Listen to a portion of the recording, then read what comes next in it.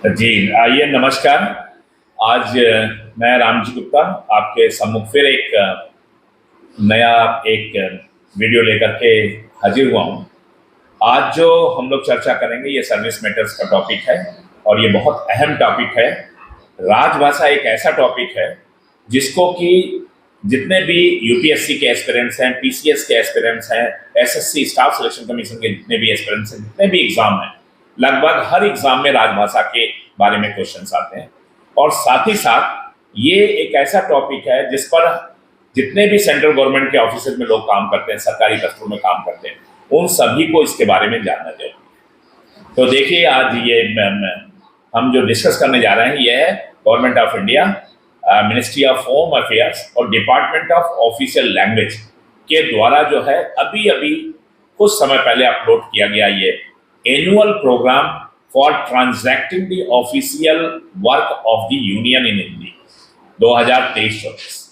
यानी इस अगर हिंदी में पढ़ा जाए तो संघ का राजकीय कार्य हिंदी में करने के लिए वार्षिक कार्यक्रम 2023-24 जो है उसको हम लोग जो है अभी डिस्कस करने जा रहे हैं। जो एनुअल प्रोग्राम गवर्नमेंट ने दिया है राजभाषा पॉलिसी के तहत, जो हमारा जो है ऑफिशियल लैंग्वेज की पॉलिसी है, उस पॉलिसी के तहत जो एवरी ईयर हमारा ये जो गृह मंत्रालय है वो एक एनुअल प्रोग्राम जो है बनाता है और उस एनुअल प्रोग्राम को वो ऑल ओवर इंडिया जो है सभी सेंट्रल गवर्नमेंट के ऑफिसेज में भेजता है। बाद में जो है इस पर रिपोर्ट भी तैयार की जाती है और वो रिपोर्ट जो है लोकसभा के पटल पर भी प्रस्तुत की जाती है। इसका इतना महत्व है। तो आइए हम लोग जो है ये संघ का राजकीय कार्य हिंदी में करने के लिए वार्षिक कार्यक्रम 2023-24 के तहत वो क्या क्या टारगेट्स जो है रखे गए हैं राजभाषा पॉलिसी के तहत जो सरकारी दफ्तरों को मीट करना है उस पर चर्चा करते हैं। और इसके बाद आपको बताते हैं कि पहले जो हमारे 3 क्षेत्र हैं, का क्षेत्र, खा क्षेत्र, गा क्षेत्र। तो पहले हम आपको का क्षेत्र, खा क्षेत्र, गा क्षेत्र के बारे में बताएंगे। कौन कौन से ऐसे राज्य हैं जो का क्षेत्र के अंतर्गत आते हैं और कौन कौन से ऐसे राज्य हैं जो खा क्षेत्र के अंतर्गत आते हैं और कौन कौन से ऐसे राज्य हैं जो गा क्षेत्र के अंतर्गत आते हैं। उसके तहत जो है हम लोग जो है जो टारगेट्स फिक्स किए गए हैं उसको अध्ययन करेंगे। ये हो सकता है कि दो तीन पार्ट में वीडियो बने क्योंकि अभी 10 पॉइंट्स हम लेकर के डिस्कस करेंगे पहले। तो आइए पहले हम आपको क्षेत्रों के बारे में बताते हैं। देखिए, नेक्स्ट पीपीटी आपका आ रहा है, उस पर जो है तीनों क्षेत्र आपको क्लियर करते हैं। तो आइए देखिए, आपके सम्मुख एक पीपीटी खुली हुई है। इसमें जो रीजन है तीन भागों में पूरे हिंदुस्तान को बांटा गया है, जितने भी स्टेट्स हैं। तो ए रीजन, बी रीजन, सी रीजन, यानी का क्षेत्र, खा क्षेत्र, गा क्षेत्र हिंदी में कह लीजिए। और का क्षेत्र के अंतर्गत जो states oblique union territories UTs आते हैं इस रीजन के अंतर्गत, वो कौन कौन सी हैं स्टेट्स में, जैसे बिहार हो गया, छत्तीसगढ़ हो गया, हरियाणा, हिमाचल प्रदेश हो गया, Jharkhand, Madhya Pradesh, Rajasthan, Uttar Pradesh and Uttarakhand and national capital territory of Delhi and Andaman and Nicobar island union territory.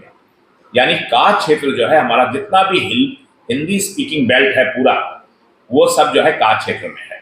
इसको डिवाइड किया, यही भाषा के हिसाब से असेसमेंट करके मिनिस्ट्री ने जो है इसको डिवाइड किया है कि ये जो स्टेट्स हैं वो ए रीजन में रखे जाएंगे और यहाँ पर हिंदी बोली जाती है, इसलिए इसके टारगेट्स और बी के और सी के टारगेट्स अलग अलग वो जो है ईयरली निर्धारित करते हैं। तो इसमें हो गया अधिकतर, देखिए, बिहार, छत्तीसगढ़, हरियाणा, हिमाचल प्रदेश, झारखंड, मध्य प्रदेश, राजस्थान, उत्तर प्रदेश और उत्तराखंड। और यूटीज में जो है दिल्ली हो गया, यूनियन टेरिटरीज में अंडमान निकोबार जो है आइलैंड हो गया, ये का क्षेत्र हो गया, यानी ए रीजन के ये स्टेट्स हो गए। अब आइए हम लोग बी रीजन में जो स्टेट्स हैं, तो बी रीजन में जो स्टेट्स हैं बेसिकली वो आपका गुजरात, महाराष्ट्र एंड पंजाब, ये एंड यूनियन टेरिटरीज में चंडीगढ़, दमन, दीव एंड दादरा एंड नगर हवेली। तो ये बी जो क्षेत्र है, रीजन है, उसमें या गुजरात को रखा गया है, महाराष्ट्र को रखा गया है, पंजाब और यूनियन टेरिटरीज में जो है वो चंडीगढ़ हो गया और Daman and Diu and Dadra and Nagar Haveli ये जो है यूटीज में रखा गया है। अब आइए आपका जो है सी रीजन जो है, यानी गा क्षेत्र से कह सकते हैं। अब इतने स्टेट्स को छोड़ करके जो ऊपर बताया गया, जितने भी स्टेट है, यानी पूरा नॉर्थ, ये जो नॉर्थ स्टेट में जितने भी हैं, साउथ में जितने भी हैं, वो सारे स्टेट्स जो है, ऑल अदर स्टेट्स और union territories not included in the A and B region, यानी वो सारे राज्य और वो सारे यूटीज जो ए और बी में इंक्लूड नहीं है, वो सब इसमें जो है सी क्षेत्र में आ जाएंगे, सी रीजन में आएंगे या गा क्षेत्र में आ जाएंगे। जैसे आपका कर्नाटका हो गया, तमिलनाडु हो गया, जितने भी इस तरह के हैं, आपका नॉर्थ ईस्ट में जितने भी स्टेट हैं, असम है, मेघालय है, वो सारे जो है वो इसमें आ जाएंगे, जो लेफ्ट आउट स्टेट्स हैं। तो मेरे ख्याल से ये आपको क्लियर हो गया पहले तो कि का क्षेत्र में जो है कौन कौन से स्टेट्स हैं। खा क्षेत्र में बेसिकली गुजरात, महाराष्ट्र, पंजाब, ये तीन इसमें स्टेट हैं बड़े बड़े, और फिर यूटीज हैं, चंडीगढ़ और Daman and Diu and Dadar and Nagar. इसके बाद जितना भी नॉर्थ ईस्ट इलाका है, और जितना भी उसी के किनारे किनारे जितना भी साउथ में चले जाइए, वो सब जो है इसमें आ जाते हैं सी क्षेत्र में, गा रीजन में। ऑल अदर स्टेट्स और union territories not included in the A and B regions. तो मेरे ख्याल से ये आपको क्लियर हो गया होगा कि का क्षेत्र क्या कौन कौन स्टेट है, खा क्षेत्र में, गा क्षेत्र में। आइए अब फर्दर जो है हम नेक्स्ट पीपीटी में चलते हैं, जिसमें आपको बताते हैं कि एनुअल टारगेट्स हमारे क्या क्या हैं इन क्षेत्रों के हिसाब से। तो आइए देखिए स्क्रीन पे हिंदी के प्रयोग के लिए वर्ष 2023-24। स्क्रीन पे आइए देखिए, ये हिंदी के प्रयोग के लिए वर्ष 2023-24 का जो वार्षिक कार्यक्रम है वो हम लोग चर्चा करते हैं। और ये सभी जो सरकारी सेवारत हैं कार्यालयों में, चाहे संघ का सरकार का हो या स्टेट गवर्नमेंट का हो, ये जो पॉलिसी है राजभाषा पॉलिसी, वो हर जगह एप्लीकेबल है। और राजभाषा पॉलिसी के तहत जो कार्यक्रम 2023-24 का जो वार्षिक कार्यक्रम हमारा होम मिनिस्ट्री ने जो है, मिनिस्ट्री ऑफ होम अफेयर्स का राजभाषा अनुभाग जो है, उसने जो कार्यक्रम अपलोड किया है ये इस साल के लिए 2023-24 के लिए, अभी ये 1 अप्रैल से ये लागू हुआ है। तो इसमें जो है जितने भी सरकारी कार्यालय हैं उन पे जो ये वार्षिक कार्यक्रम जो उसके टारगेट्स जो दिए गए हैं उस पर हम लोग चर्चा करते हैं। तो देखिए ऊपर ये टेबल में देखिए कार्य का विवरण है, का क्षेत्र है, खा क्षेत्र है और गा क्षेत्र है। तो ये इनके बारे में का क्षेत्र में जो जितने भी ये हिंदी स्पीकिंग बेल्ट है, अधिकतर इधर जो है यूपी है, राजस्थान है, मध्य प्रदेश है, आपका झारखंड है, बिहार है, ये सब का क्षेत्र के अंतर्गत आते हैं।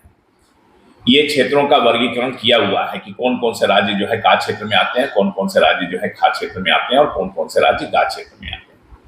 ये राजभाषा जो अधिनियम बने थे उसके तहत 1972 में ये स्टेट का वर्गीकरण किया हुआ। तो मान लीजिए हम बात करें अगर यूपी बिहार की, तो हम लोग जो है का क्षेत्र में आते हैं।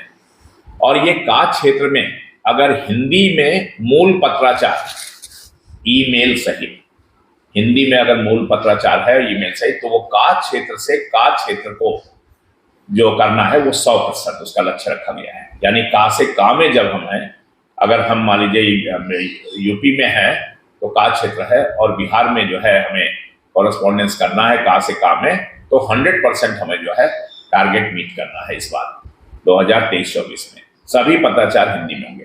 का से खा में उसके लिए भी 100%।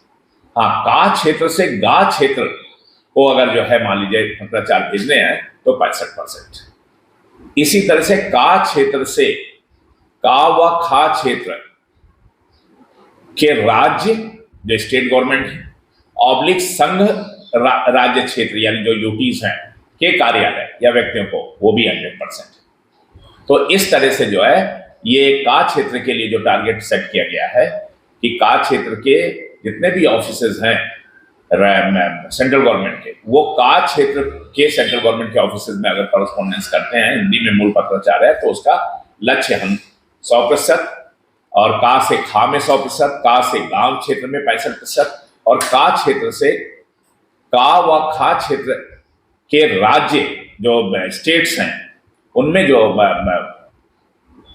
ऑफिसेज हैं और संघ राज्य क्षेत्र के कार्यालय पब्लिक व्यक्ति हैं, वहां पर जो है 100% जो है पत्राचार होगा। इसी तरह से आइए जो खाद्य क्षेत्र के राज्य हैं, खाद्य क्षेत्र में जो संघ के ऑफिसेज हैं उसमें जो उनमें से अगर करस्पॉन्डेंस जो है खाद्य से काम में करते हैं, खाद्य क्षेत्र से खाद्य क्षेत्र में करते हैं और खाद्य क्षेत्र से गा क्षेत्र में करते हैं। तो जो प्रतिशत है हिंदी में मूल पत्राचार करने का वो 90% और 55% और 90%। तो खाद्य क्षेत्र से खाद्य क्षेत्र में 90% और खाद्य क्षेत्र से खाद्य क्षेत्र में 90% और खाद्य क्षेत्र से गा क्षेत्र को 55% और खाद्य क्षेत्र से का व खाद्य क्षेत्र के राज्य यानी स्टेट के जितने ऑफिसेज हैं ऑब्लिक संघ राज्य क्षेत्र के कार्यालय या व्यक्ति जितने हैं वो 90%। इसी तरह से गा क्षेत्र में आइए, गा क्षेत्र में जो हमारे जितने भी राज्य हैं अधिकतर इसमें जो है साउथ के जो साउथ बेल्ट के जितने भी स्टेट्स हैं वो सब गा क्षेत्र में आते हैं। तो गा क्षेत्र से का क्षेत्र में अगर हिंदी में मूल पत्राचार ईमेल सहित है तो 55% टारगेट उसका रखा गया। गा क्षेत्र से खा क्षेत्र को अगर करस्पॉन्डेंस किया जा रहा है तो 55% और गा क्षेत्र से गा क्षेत्र को किया जा रहा है तो उसका 55% और गा क्षेत्र से का व खा क्षेत्र के राज्य और संघ राज्य क्षेत्र के कार्यालय या व्यक्तियों को अगर करस्पॉन्डेंस किया जा रहा है तो वो 55%। तो यानी सभी जो है वो का खा गा और स्टेट गवर्नमेंट के जितने ऑफिसेज है सब में अगर गा क्षेत्र से किया जाता है तो 55% का टारगेट रखा गया है। तो इस तरह से ये तो था हिंदी के मूल पत्राचार। अब आइए दूसरा बिंदु में जो कार्य विवरण दिया गया है उस पर चर्चा करते हैं। हिंदी में प्राप्त पत्रों का उत्तर हिंदी में दिया जाना है।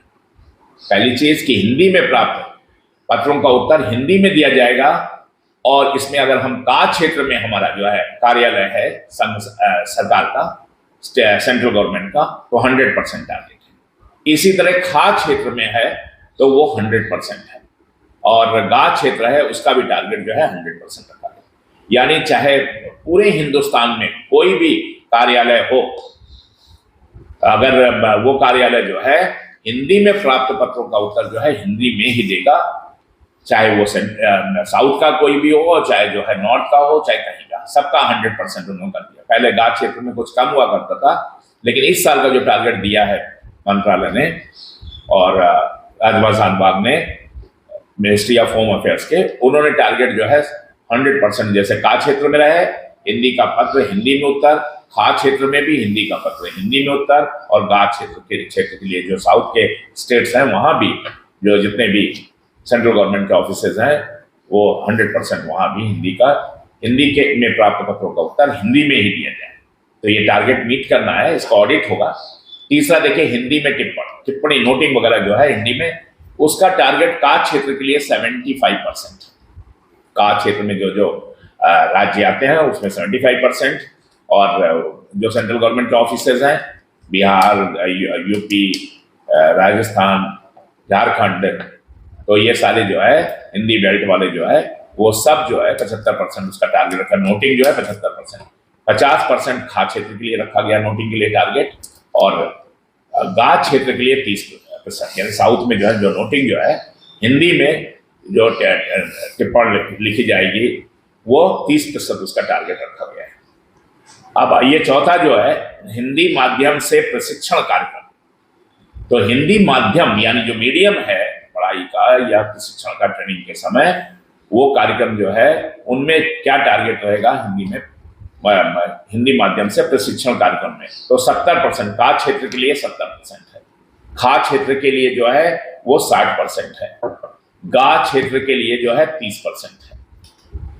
इसी तरह से हिंदी जो है टंकण करने वाले कर्मचारी एवं आशुलिपिक की भर्ती यानी जो रिक्रूटमेंट होगा तो हिंदी में टाइपिंग करने वाले कर्मचारी और स्टेनोग्राफी जो हिंदी की है उसकी भर्ती का जो टारगेट रखा गया है 80%। यानी रिक्रूटमेंट में जो है जो लोग आएंगे तो 80% टारगेट मीट करना कि वो जो है हिंदी के का क्षेत्र के लिए हिंदी के जो टाइपिस्ट हैं और हिंदी के जो स्टेनोग्राफर हैं उनकी भर्ती हो। इसी तरह से खा क्षेत्र में जो है आपका खा क्षेत्र के जो राज्य हैं उनके संघ सरकार के जो कार्यालय हैं उसमें 70% जो है मान लीजिए अगर इसमें हिंदी टंकण करने वाले कर्मचारी और आशुलिपिक की भर्ती होती है, तो 70% टारगेट मीट करना है इसमें। इसी तरह से गा क्षेत्र में जो है 40% है रिक्रूटमेंट के समय।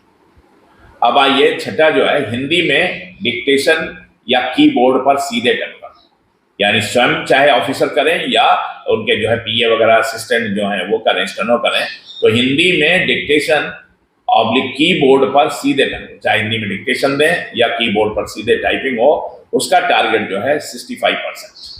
का क्षेत्र के लिए, खा क्षेत्र के लिए 55% और गा क्षेत्र के लिए 30%, ये टारगेट मीट करना है। आगे आइए, नेक्स्ट है 7th पॉइंट पे हिंदी प्रशिक्षण। जो हिंदी प्रशिक्षण जो है कार्यशालाएं चलती हैं जिसमें भाषा, टंकण और आशुलिपि वगैरह पढ़ाई जाती है, तो उसमें हिंदी प्रशिक्षण जो है 100% टारगेट मीट करना है। का क्षेत्र के लिए, खा क्षेत्र के लिए भी 100% और गा क्षेत्र के लिए भी 100% रखा गया है इस बार।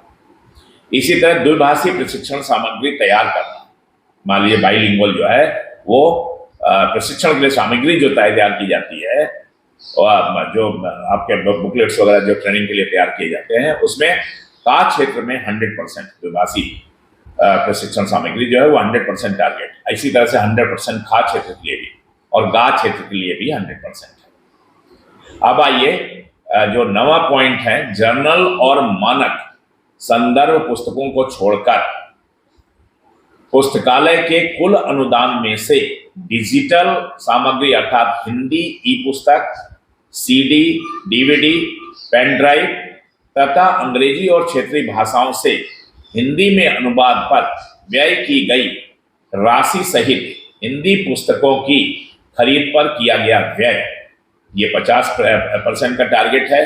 का क्षेत्र में 50% का टारगेट खा क्षेत्र के लिए भी है और गा क्षेत्र के लिए भी 50% का टारगेट रखा गया है। इसी तरह से आइए जो 10वां पॉइंट है, इसमें हमारा जो 2023-24 का वार्षिक कार्यक्रम है, हिंदी और अंग्रेजी दोनों भाषाओं में काम करने की सुविधा युक्त इलेक्ट्रॉनिक उपकरणों जिसमें कंप्यूटर भी शामिल है की खरीद। तो हिंदी और अंग्रेजी दोनों भाषाओं में काम करने की सुविधा युक्त इलेक्ट्रॉनिक उपकरणों जिनमें कंप्यूटर भी शामिल है की खरीद पर 100% टारगेट रखा गया है। का क्षेत्र के लिए 100%, खा क्षेत्र के लिए और गा क्षेत्र के लिए भी 100%, यानी हिंदी और अंग्रेजी दोनों भाषाओं में बाइलिंगुअल जो है जिसपे काम हो, ऐसी इलेक्ट्रॉनिक जो है गैजेट्स जो है उसको अरेंज किया जाए, खरीदा जाए, कंप्यूटर भी इसमें शामिल है। तो ये 10 बिंदु जो है आपके सामने हमने डिस्कस किए जो हिंदी के प्रयोग के लिए वर्ष 2023-24 का